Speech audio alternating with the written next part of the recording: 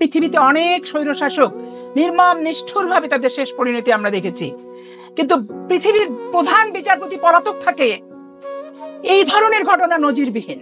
মানুষ যেভাবে আসে সেভাবে তাকে যেতে হয় না, লক্ষ লক্ষ কোটি কোটি মানুষকে যখন মিথ্যা মামলা দিয়ে বাড়ি হারা, ঘর ছাড়া, স্ত্রী ছাড়া, সন্তান ছাড়া, পিতামাতা ছাড়া করে 15টা বছর রাখলো, আজকে 4টা 5টা দিন কি 15টা দিনে প্রধান বিচারপতি সাহেব পলাতক থেকে, পলাতকে উনি আরামায়েশ করেছিলেন সেটা ঠিক আছে, আমাদের মতো ওই ধানের ক্ষেত, কচুর ক্ষেত, হাওড়ে এইভাবে ওনার থাকতে হয়নি।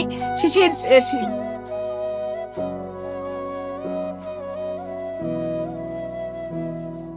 সময় শিশিরে ভিজতে হয়নি, বর্ষাকালে কাদা বৃষ্টি মারাতে হয়নি, রাজকীয় ভাবেই ছিলেন উনি।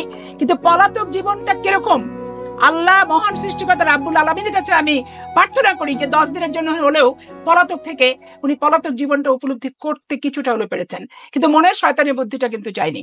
ফুল কোর্ট মিটিং দিয়ে দিল কাউকে না জানিয়ে, ভার্চুয়ালি বৈঠক দিয়ে সে রীতিমতো এই অভ্যুত্থানকে কলঙ্কিত করার যে নাটক মঞ্চস্থ করার প্রচেষ্টা করেছিল, সেটা ব্যর্থ হয়েছে। এইটা হচ্ছে আর একটা দ্বিতীয় বিজয়। কিন্তু প্রাতিষ্ঠানিক দুর্নীতি, প্রতিষ্ঠানকে দলীয়করণ করে প্রতিপক্ষের বিরুদ্ধে লাঠিয়াল হিসেবে ব্যবহার করার, আজকে অন্তত পক্ষে একটা উইকেট প্রথম প্রাতিষ্ঠানিক ভাবে পড়লো। এই যে পড়লো, যারা ফেললো তাদের প্রতি আমার কৃতজ্ঞতার শেষ নাই, অভিনন্দনের শেষ নাই, শুভেচ্ছার শেষ কিন্তু নাই।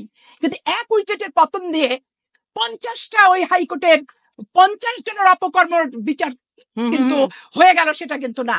আজকে একজন দেখেন আপনি কিভাবে কক্ষিগত, তার ভাই জয়েন্ট সেক্রেটারি ছিলেন, সচিব ছিলেন, আবার সাথে সাথে মন্ত্রী বাড়ি এমপি করলো। আরেক ভাই চিফ জাস্টিস, আরেকজনের ভাই সেকেন্ড এমপি, সে হচ্ছে জাস্টিস সুপ্রিম কোর্ট, আবার ভাই এমপি।